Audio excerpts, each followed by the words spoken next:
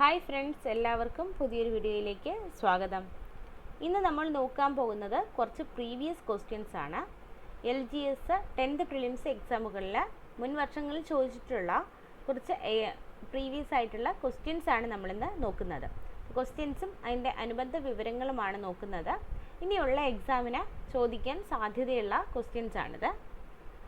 അപ്പോൾ നമുക്ക് ആദ്യത്തെ ക്വസ്റ്റ്യൻ നോക്കാം. സിന്ധു, ഗംഗ, ബ്രഹ്മപുത്ര എന്നീ നദികളുടെ നിക്ഷേപ പ്രക്രിയയിലൂടെ രൂപപ്പെട്ട ഭൂവിഭാഗം ഏതാണ്?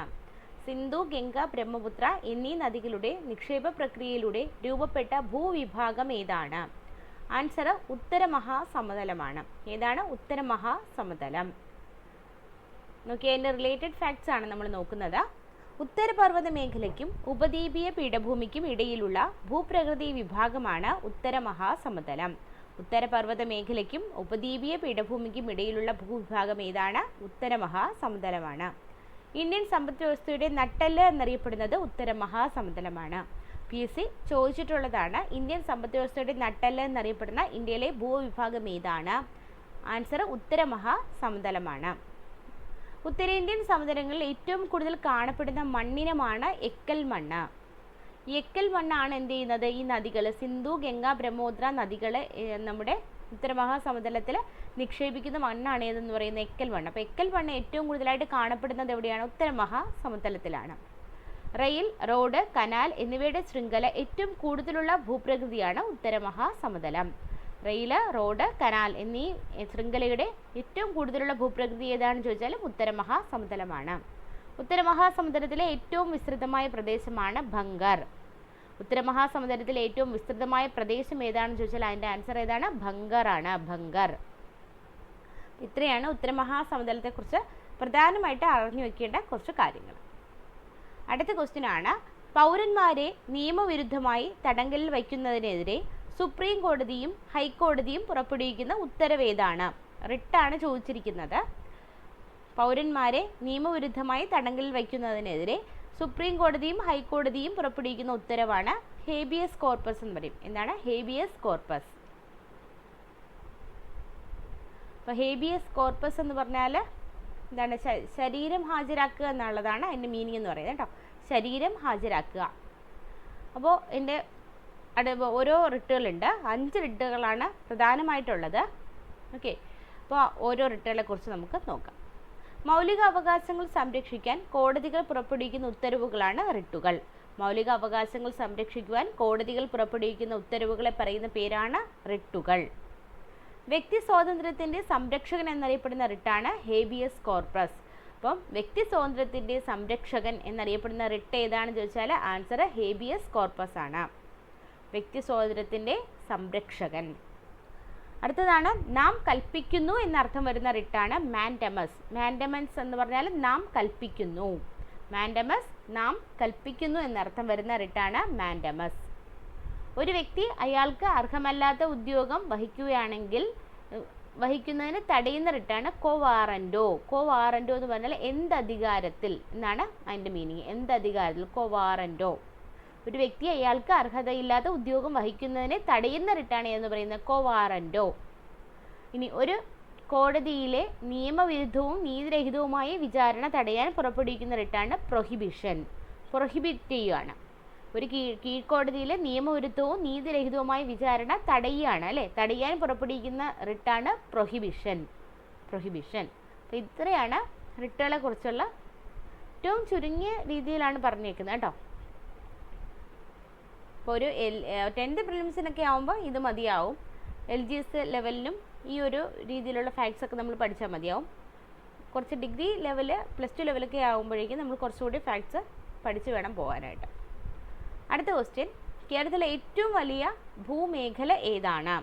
കേരളത്തിലെ ഏറ്റവും വലിയ ഭൂമേഖല ഏതാണ്? നമുക്കറിയാം കേരളത്തിൽ ഇടനാട്, മലനാട്, തീരപ്രദേശം എന്നിങ്ങനെ തിരിച്ചിട്ടുണ്ട് അല്ലേ ഭൂമേഖലയെ. അതിനകത്ത് ഏറ്റവും വലുത് ഏതാണെന്ന് ചോദിച്ചാൽ മലനാടാണ്. ഏറ്റവും വലുത് ഏതാണ്? മലനാടാണ്. കേരളത്തിൻ്റെ ആകെ ഭൂവിസ്തൃതിയുടെ 48% മലനാട്. SCERT ബുക്കിൽ വ്യക്തമായിട്ട് കൊടുത്തിട്ടുണ്ട് കേട്ടോ. 48% മലനാടാണ്. 10% തീരപ്രദേശമുള്ളൂ. ഓക്കെ, ബാക്കി ഭാഗമാണ് ഇത് വരുന്നത്, ഇടനാട് വരുന്നത്. അപ്പോൾ പശ്ചിമഘട്ടത്തിൻ്റെ ഭാഗമായി വരുന്ന കേരളത്തിലെ ഭൂവിഭാഗമാണ് മലനാട് എന്ന് പറയുന്നത്. പശ്ചിമഘട്ടത്തിൻ്റെ ഭാഗമാണ് ഏതെന്ന് പറയുന്നത് മലനാട്. സമുദ്രനിരപ്പിൽ നിന്നും ഏകദേശം 75 മീറ്റർ കൂടുതൽ ഉയരമുള്ള പ്രദേശമാണ് മലനാട്. സമുദ്രനിരപ്പിൽ നിന്നും 75 മീറ്റർ ഉയരത്തിലാണ് ഏതെന്ന് പറയുന്നത് മലനാട് എന്ന് പറയുന്നത്. ഇനി ഇടനാട് എന്ന് പറഞ്ഞാൽ 75-ഉം 7.5 മീറ്ററിനും ഇടയിൽ വരുന്നതാണ് ഇടനാട് എന്ന് പറയുന്നത്. ഇടനാട് 75 മീറ്ററിനും 7.5 മീറ്ററിനും ഇടയിൽ വരുന്നതാണ് ഇടനാട്. ഇനി 7.5 മീറ്ററിൽ താഴെ ഉയരമുള്ള പ്രദേശങ്ങളാണ് ഏത്? തീരപ്രദേശങ്ങൾ. അപ്പോൾ ഇത് SCRT-യിൽ കൊടുത്തിട്ടുള്ള ഫാക്ട്സ് ആണ്. അപ്പോൾ ഈ 75, 7.5 അതൊക്കെ നമ്മൾ പഠിച്ചു വയ്ക്കണം. അത് സ്റ്റേറ്റ്മെൻറ്റ് രീതിയിൽ ചോദിച്ചിട്ടുള്ളതുമാണ്. അപ്പോൾ കേരളത്തിലെ നദികളെല്ലാം ഉത്ഭവിക്കുന്നത് എവിടെ നിന്നാണ്? മലനാട്ടിൽ നിന്നാണ്. അപ്പോൾ നമ്മളിപ്പോൾ പഠിച്ചത് കേരളത്തിലെ ഏറ്റവും വലിയ ഭൂവിഭാഗം ഏതാണെന്ന് ചോദിച്ചാൽ അത് മലനാടാണ്. എത്ര ശതമാനമാണ്? 48% മലനാടാണ്. അടുത്ത ക്വസ്റ്റ്യൻ ഇതാണ്. വാഴത്തട വിപ്ലവവുമായി ബന്ധപ്പെട്ട നവോത്ഥാന നായകൻ ആരാണ് എന്നാണ്. വാഴത്തട വിപ്ലവവുമായി ബന്ധപ്പെട്ട നവോത്ഥാന നായകനാണ് കുര്യാക്കോസ് ഏലിയാസ് ചാവറ. ചാവറ എച്ച് എന്ന് പറയില്ലേ, ആളാണ് കുര്യാക്കോസ് ഏലിയാസ് ചാവറ. അപ്പോൾ നവോത്ഥാന നായകന്മാരെ കുറിച്ച് നമുക്ക് പഠിക്കാനുണ്ട്. അപ്പോൾ നമുക്ക് കുര്യാക്കോസ് ഏലിയാസ് ചാവറയെക്കുറിച്ച് കുറച്ച് പഠിക്കാം. പിടിയേരി സമ്പ്രദായവുമായി ബന്ധപ്പെട്ട നവോത്ഥാന നായകൻ ആരാണെന്ന് ചോദിച്ചാലും കുര്യാക്കോസ് ഏലിയാസ് ചാവറയാണ്. പിടിയേരി സമ്പ്രദായവുമായി ബന്ധപ്പെട്ട നവോത്ഥാന നായകൻ ആരാണ്? കുര്യാക്കോസ് ഏലിയാസ് ചാവറ. അതുപോലെ തന്നെ വാഴത്തട വിപ്ലവവുമായി ബന്ധപ്പെട്ട നവോത്ഥാന നായകനും കുര്യാക്കോസ് ഏലിയാസ് ചാവറയാണ്. പള്ളിക്കൊപ്പം ഓരോ പള്ളിക്കുടം എന്ന സമ്പ്രദായം കൊണ്ടുവന്ന നവോത്ഥാന നായകനാണ് കുര്യാക്കോസ് ഏലിയാസ് ചാവറ. പള്ളിക്കൊപ്പം ഒരു പള്ളിക്കൂടം. നളാഗമം എന്ന കൃതി രചിച്ചത് ചാവറയച്ചനാണ്. നളാഗമം എന്ന കൃതി ആരുടേതാണെന്ന് ചോദിച്ചാൽ അത് ആരുടേതാണ്? ചാവറയച്ചൻ്റേതാണ്, അല്ലെങ്കിൽ കുര്യാക്കോസ് ഏലിയാസ് ചാവറയുടേതാണ് നളാഗമം.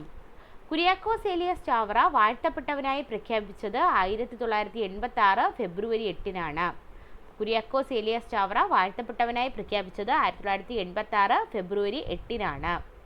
കുര്യാക്കോസ് ഏലിയാസ് ചാവറയെ വാഴ്ത്തപ്പെട്ടവനായി പ്രഖ്യാപിച്ചത് ജോൺ പോൾ രണ്ടാമൻ മാർപ്പാപ്പയാണ്.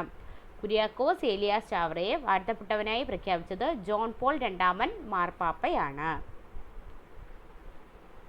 അടുത്ത ക്വസ്റ്റ്യൻ ഇതാണ്. റേച്ചൽ കഡ്സൺ രചിച്ച സൈലന്റ് സ്പ്രിംഗ് എന്ന ഗ്രന്ഥത്തിലെ പ്രതിപാദ്യ വിഷയം ഏതാണ്? റേച്ചൽ കഡ്സൺ രചിച്ച സൈലന്റ് സ്പ്രിംഗ് എന്ന ഗ്രന്ഥത്തിലെ പ്രതിപാദ്യ വിഷയം ഏതാണ്? DDT ആണ്. SCRT ഫാക്റ്റാണിത്. അതുപോലെ തന്നെ PSC ചോദിച്ചിട്ടുള്ള ക്വസ്റ്റ്യനുമാണിത്. അപ്പോൾ വ്യക്തമായിട്ട് പഠിക്കുക. ഇനിയുള്ള 10th പ്രിലിംസ് LGSന് ചോദിക്കാൻ സാധ്യതയുണ്ട്. റേച്ചൽ കഡ്സൺ രചിച്ച സൈലന്റ് സ്പ്രിംഗ് എന്ന ഗ്രന്ഥത്തിലെ പ്രതിപാദ്യ വിഷയം ഏതാണ്? DDT ആണ്. അപ്പോൾ ഇത് നമ്മളിപ്പോൾ പഠിച്ചതെന്ന് ഈ ക്വസ്റ്റ്യൻസ് എല്ലാം പ്രീവിയസ് ക്വസ്റ്റ്യൻസ് ആണ്. അപ്പോൾ നമ്മൾ പഠിക്കുമ്പോൾ ഇനി അതിൻ്റെ കണക്റ്റഡ് ആയിട്ടുള്ള ഫാക്ട്സും കൂടെ പഠിച്ചു വയ്ക്കണം. ഇനി ചോദിക്കാൻ പോകുന്നത് ചിലപ്പോൾ സ്റ്റേറ്റ്മെൻറ്റ് ടൈപ്പിലാണെങ്കിൽ നമുക്ക് എന്ത് ചെയ്യാൻ പറ്റും? കണക്റ്റഡ് ഫാക്ട്സിൽ നിന്നായിരിക്കും ക്വസ്റ്റ്യൻസ് വരിക. ഓക്കെ, US-ൽ DDT നിരോധിച്ചത് 1972-ലാണ്. അപ്പോൾ US-ൽ എന്നാണ് DDT നിരോധിച്ചത്? 1972. ഓസോൺ പാളിയുടെ നാശത്തിനു കാരണമാകുന്ന വസ്തുക്കളുടെ അളവ് കുറയ്ക്കാൻ നിലവിൽ വന്നതാണ് മോൺട്രിയൽ പ്രോട്ടോക്കോൾ. അപ്പോൾ നമ്മുടെ പരിസ്ഥിതി എന്ന് പറയുന്നത് എല്ലാ എക്സാമിനും ഉള്ള ഒരു പോർഷനാണ് കേട്ടോ. പരിസ്ഥിതി പ്രശ്നങ്ങളൊന്നുമില്ല. അപ്പോൾ അതിനകത്ത് വരുന്നതാണ് ഈ ഒരു ടോപ്പിക്ക്. അപ്പോൾ വ്യക്തമായിട്ട് പഠിച്ചു വയ്ക്കുക. ഓസോൺ പാളിയുടെ നാശത്തിന് കാരണമാകുന്ന വസ്തുക്കളുടെ അളവ് കുറയ്ക്കാൻ നിലവിൽ വരുന്നതാണ് മോൺട്രിയൽ പ്രോട്ടോക്കോൾ. ഓസോൺ പാളിയുടെ നാശത്തിന് കാരണമാകുന്ന വസ്തുക്കളുടെ അളവ് കുറയ്ക്കാൻ നിലവിൽ വന്ന പ്രോട്ടോക്കോൾ ഏതാണ്? മോൺട്രിയൽ പ്രോട്ടോക്കോൾ ആണ്. ഹരിതഗൃഹവാതകങ്ങളുടെ നിയന്ത്രിക്കാനുള്ള ആഗോള ശ്രമങ്ങളിൽ ഏറ്റവും പ്രധാനപ്പെട്ടാണ് ഇതാണ് ക്യോട്ടോ പ്രോട്ടോക്കോൾ എന്ന് പറയുന്നത്. അപ്പോൾ മോൺട്രിയൽ പ്രോട്ടോക്കോൾ എന്ന് വെച്ചാൽ ഓസോൺ പാളിയായിട്ട് ബന്ധപ്പെട്ടതാണ്. ഇനി ഹരിതഗൃഹവാതകങ്ങളുടെ അളവ് കുറയ്ക്കുക, ആ ശ്രമവുമായി ബന്ധപ്പെട്ട് വന്ന പ്രോട്ടോക്കോളാണ് ക്യോട്ടോ പ്രോട്ടോക്കോൾ. അപ്പോൾ ഹരിതഗൃഹവാതകങ്ങളാണെങ്കിൽ ഏതാണ്? ക്യോട്ടോ പ്രോട്ടോക്കോളാണ്. ഓസോൺ ആണെങ്കിൽ ഏതാണ്? മോൺട്രിയൽ പ്രോട്ടോക്കോളാണ്.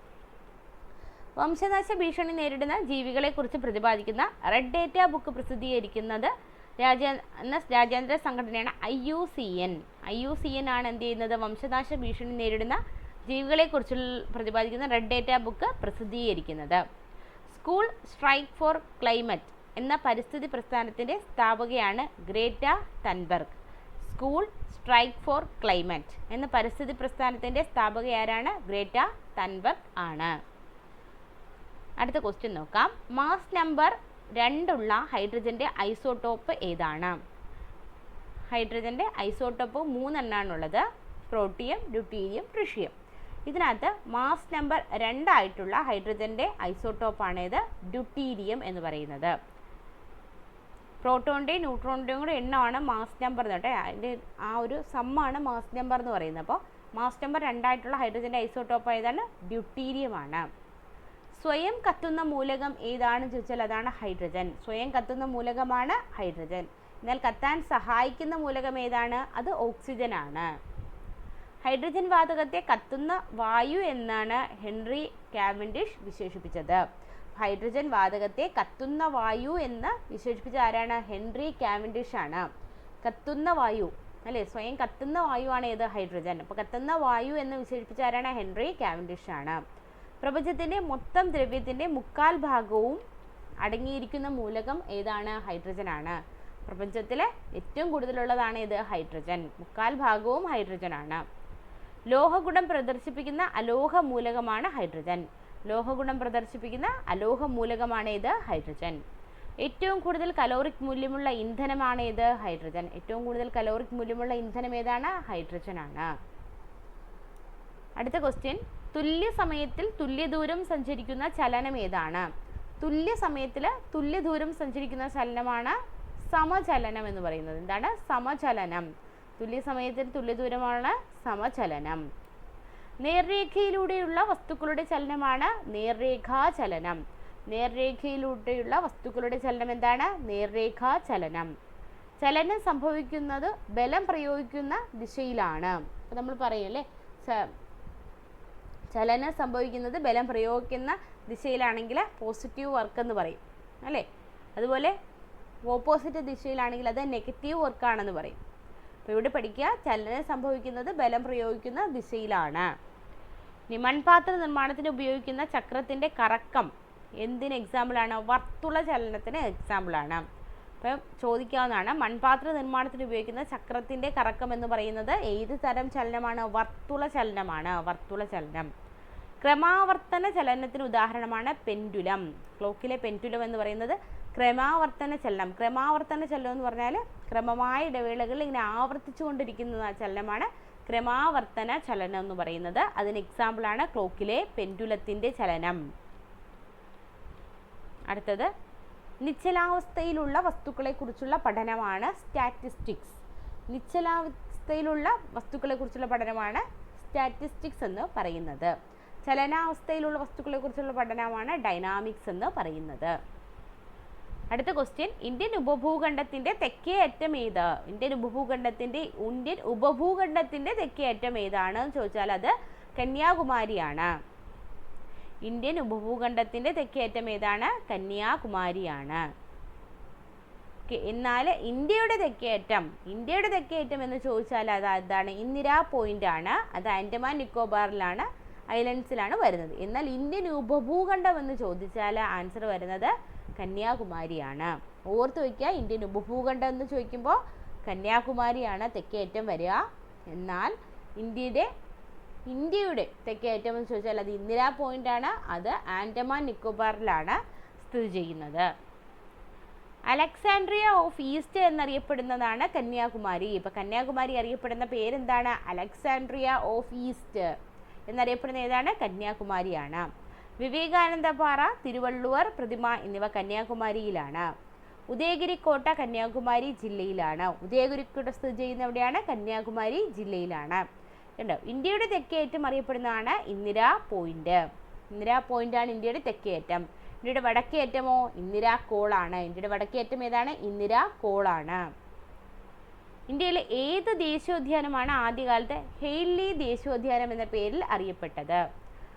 ഇന്ത്യയിലെ ഏത് ദേശീയോദ്യാനമാണ് ആദ്യകാലത്ത് ഹെയ്ലി ദേശീയോദ്യാനം എന്ന പേരിൽ അറിയപ്പെട്ടത്? ജിം കോർബറ്റ് ആണ്. ജിം കോർബറ്റ് എന്ന national park, Jim Corbett national പാർക്കില്ലേ, അതിൻ്റെ ആദ്യത്തെ പേരെന്തായിരുന്നു? ഹെയ്ലി ദേശീയോദ്യാനം എന്നായിരുന്നു. ഇന്ത്യയിലെ ആദ്യത്തെ ദേശീയോദ്യാനമാണ് ജിം കോർബറ്റ് നാഷണൽ പാർക്ക്. ഇന്ത്യയിലെ ആദ്യത്തെ ദേശീയോദ്യാനം ഏതാണ്? ജിം കോർബറ്റ് ആണ്. രാംഗംഗ എന്നറിയപ്പെട്ടിരുന്നതും ജിം കോർബറ്റ് ആണ്. അപ്പോൾ ജിം കോർബറ്റിൻ്റെ 2 പേരുണ്ട്. രാംഗംഗ എന്ന് പറയപ്പെട്ടിട്ടുണ്ടായിരുന്നു, ഹെയ്ലി ദേശീയോദ്യാനം എന്നറിയപ്പെട്ടിരുന്നു. ഇതെല്ലാം ഏതാണ്? ജിം കോർബറ്റ് നാഷണൽ പാർക്കാണ്. ഇന്ത്യയിൽ ആദ്യമായി മൃഗങ്ങൾക്ക് വേണ്ടി ക്വാറന്റൈൻ സെൻറ്റർ ആരംഭിച്ചത് ജിം കോർബറ്റ് ദേശീയോദ്യാനത്തിലാണ്. ഇന്ത്യയിൽ ആദ്യമായിട്ട് ക്വാറന്റൈൻ കൊണ്ടുവന്നത്, കൊറോണ സമയം ഉണ്ടായിരുന്നല്ലോ, ആ സമയത്ത് ക്വാറന്റൈനിലായിരുന്നു. അതുപോലെ ക്വാറന്റൈൻ കൊണ്ടുവന്നത് എവിടെയായിരുന്നു? ജിം കോർബറ്റ് നാഷണൽ പാർക്കിലാണ് ആദ്യമായിട്ട് മൃഗങ്ങൾക്ക് വേണ്ടി ഇന്ത്യയിൽ ക്വാറന്റൈൻ കൊണ്ടുവന്നത്. ഏറ്റവും കൂടുതൽ ദേശീയോദ്യാനങ്ങളുള്ള സംസ്ഥാനമാണ് മധ്യപ്രദേശ്. ഏറ്റവും കൂടുതൽ ദേശീയോദ്യാനങ്ങളുള്ള സംസ്ഥാനം ഏതാണെന്ന് ചോദിച്ചാൽ ഏതാണ്? മധ്യപ്രദേശാണ്. അടുത്ത ക്വസ്റ്റ്യൻ, ഇന്ത്യയുടെ ദേശീയ വൃക്ഷം ഏതാണ്? ഇന്ത്യയുടെ ദേശീയ വൃക്ഷം ഏതാണ്? ആൻസർ പേരാലാണ്. കണ്ടോ, ഇവിടെ ഓപ്ഷൻ എ അരയാൽ തന്നിരിക്കുന്നുണ്ടോ? നമുക്ക് തെറ്റും, അതുകൊണ്ട് നമ്മൾ ഓർത്ത് വയ്ക്കുക, പേരാലാണ് ഇന്ത്യയുടെ ദേശീയ വൃക്ഷം. പേരാൽ. ഇന്ത്യയുടെ ദേശീയ വൃക്ഷത്തിൻ്റെ പേര് പറയാനല്ലേ പറയുന്നത്, പേര്. അപ്പോൾ പേരാൽ, അങ്ങനെ ഓർത്ത് വയ്ക്കുക, പേരാലാണ് ഇന്ത്യയുടെ ദേശീയ വൃക്ഷം. ഇന്ത്യയുടെ ദേശീയ പുഷ്പം ഏതാണ്? താമരയാണ്. ഇന്ത്യയുടെ ദേശീയ പുഷ്പം ഏതാണ്? താമരയാണ്. എല്ലാവർക്കും അറിയാം, പക്ഷേ നമ്മൾ പഠിക്കേണ്ടത് അതിൻ്റെ സയൻറ്റിഫിക് നെയിമാണ്. നിലംബോ ന്യൂസിഫറ എന്നുള്ളതാണ് അതിൻ്റെ സയൻറ്റിഫിക് നെയിം. അപ്പോൾ ഇനിയുള്ള 10th പ്രിലിംസിനൊക്കെ ചോദിക്കാം, കാരണം നമ്മുടെ ദേശീയ ചിഹ്നങ്ങൾ നമുക്ക് പഠിക്കാനുണ്ട്, പ്രത്യേകിച്ച് എടുത്തു പറഞ്ഞിട്ടുണ്ട്. അപ്പോൾ അതുകൊണ്ട് തന്നെ നിങ്ങൾ ശരിക്കും ഈ സയൻറ്റിഫിക് നെയിംസൊക്കെ പഠിച്ചു പോവുക. നിലംബോ ന്യൂസിഫറ എന്നുള്ളതാണ് ഇന്ത്യയുടെ ദേശീയ പുഷ്പമായ താമരയുടെ സയൻറ്റിഫിക് നെയിം.